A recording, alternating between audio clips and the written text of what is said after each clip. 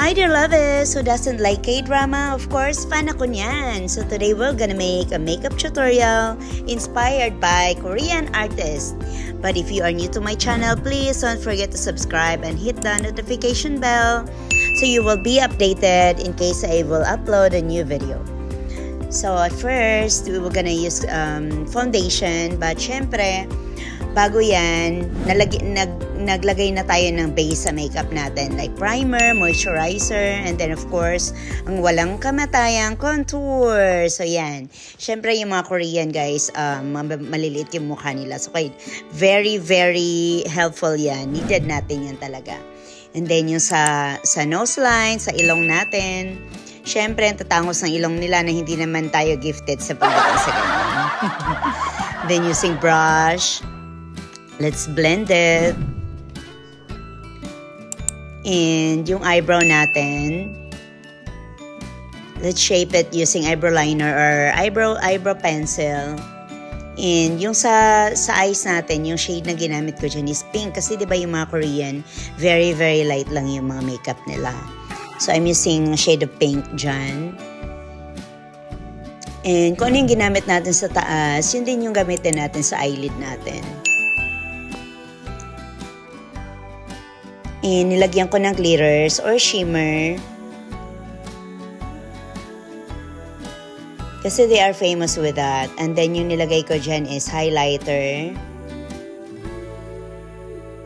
Lagyan din natin dyan na part. Kasi yung mga Korean mga love is very light lang yung makeup nila. Pero ang ganda tingnan. Tapos ang gaganda ng mga skin nila. Tapos yan, eyebrow pencil yung ginamit ko. Lagay natin dyan na part. Then using the blender ng eyebrow pencil natin, let's blend it then para ma-even yung distribution ng ano natin, ng eyebrow pencil. Then using eyelash curler and mascara. Pero mga loves, sa dulo nito, ginamitan ko na siya ng false eyelashes. Kasi hindi talaga ako gifted sa eyebrow, tapos sa eyelashes yan, sobrang nipis lang ng mga balahibo ko. Tapos dyan sa baba din, and then lagyan using the eyebrow pencil na black, yung color niya, lagay din natin dyan. Ito to emphasize yung parang volume yung eyes natin. Then yung pang wing natin,